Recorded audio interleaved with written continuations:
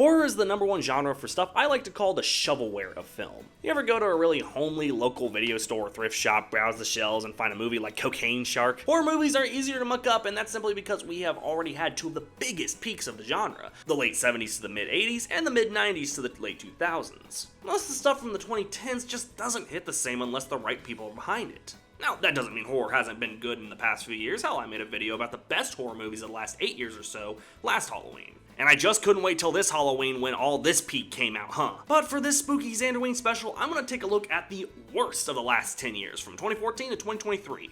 Though last year I did a danky top 10 list, so this time I'm gonna change it up. I'll go through each year and give a few candidates for the best and the worst as well, and then choosing what I consider the worst of that year. Oh, shiver my timbers! 2014 was a decent year for horror. The big ones of this year were such films as It Follows, The Babadook, What We Do in the Shadows, but the worst candidates across the board seem to be As Above, So Below, Paranormal Activity, The Marked Ones, and Annabelle. I have never watched As Above, So Below, but I hear it's more of a cult classic than a truly bad horror movie, so it's between The Marked Ones and Annabelle. Annabelle is a really stupid film that feels like a beefed up Child's Play script. It isn't even that scary, which you would think that makes it the worst horror movie of 2014, right? The Marked Ones is worse. This felt more like a college student film rather than a full-on Paranormal Activity film. What went from a decent found footage horror film that became so creative over the years has now become just washed out to become just another found footage horror series. And The Marked Ones is a new low for them.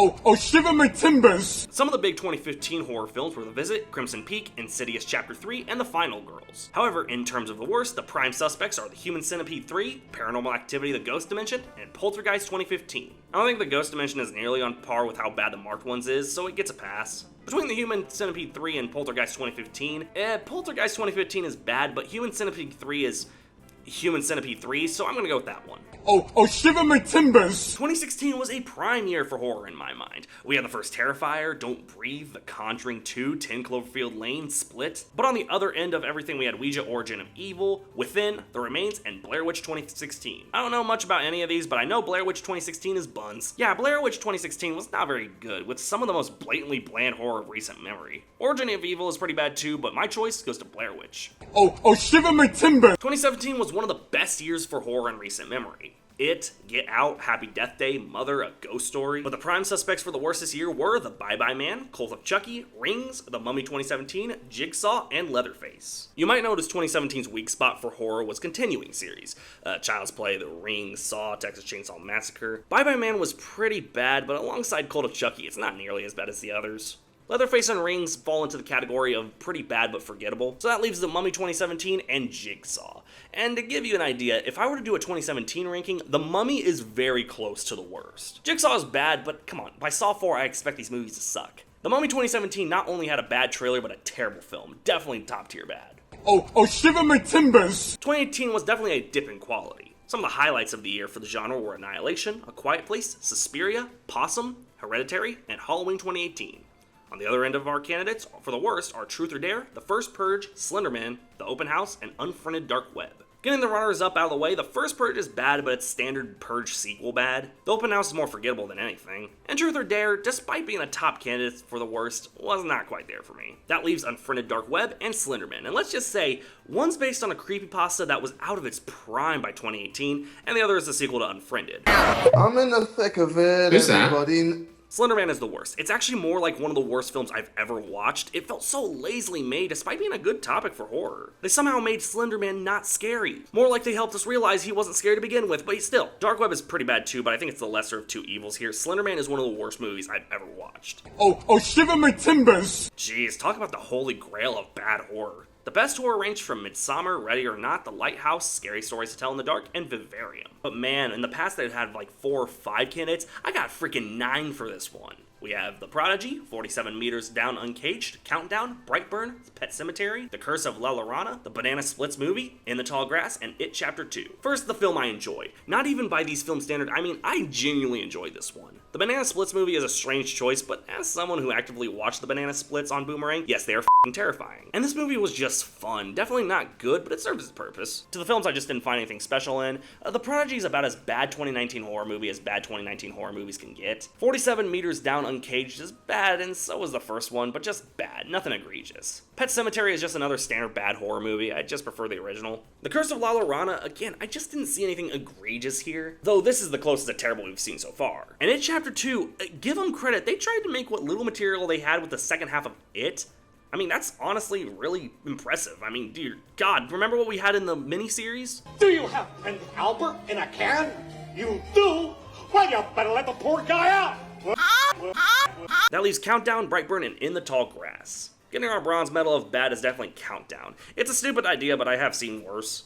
In the Tall Grass had to be one of the most boring films I've seen in a while. A lot of people praised the big twist ending, and sorry to say, it didn't make up for such a dull and long experience. Brightburn's worse. Brightburn is simply not a good concept nor a good movie. It has a lot of flaws as both a superhero and a horror movie. The concept is at least cool, but a superhero that kills people would probably be better with a concept like Anthony Starr or something. Oh my god. Oh, shiver my timbers! You know, for being such a bad year for film overall, 2020 actually had some decent horror flicks. The best included The Empty Man, The Night House, Freaky, Possessor, and The Invisible Man. However, our 5 candidates for the worst were Fantasy Island, The Grudge, The Rental, Spree, and The Turning. Now I'll go off and say that The Rental and The Turning aren't overly terrible, just terrible. Between Fantasy Island, The Grudge, and Spree, I'd say Spree is the least bad, with Joe Keery saving it for me. Between our last 2 candidates, while The Grudge 2020 was really close, I'm gonna give this to pre-existing property that didn't need to be a horror movie number 248, Fantasy Island. Just stupid and not very scary. Seriously, Michael Pena is about as scary as a blender. Oh, shiver my timbers! 2021 was what us normal people call the 2021 of horror movies. Nothing too special here, our top candidates for the best being Malignant, The Black Phone, The Conjuring, The Devil Made Me Do It, and Lamb. However, our 5 worst candidates are The Forever Purge, Paranormal Activity Next of Kin, Spiral, Halloween Kills, and House of Gucci. Next of Kin, I'm just getting tired of talking about the Paranormal Activity films on this list, that's for damn sure. Forever Purge is like the other Purge sequels, completely dumb but having value. House of Gucci is terrifying, man. I didn't see how horror fans didn't like it. That leaves Spiral and Halloween Kills, and choosing between the two,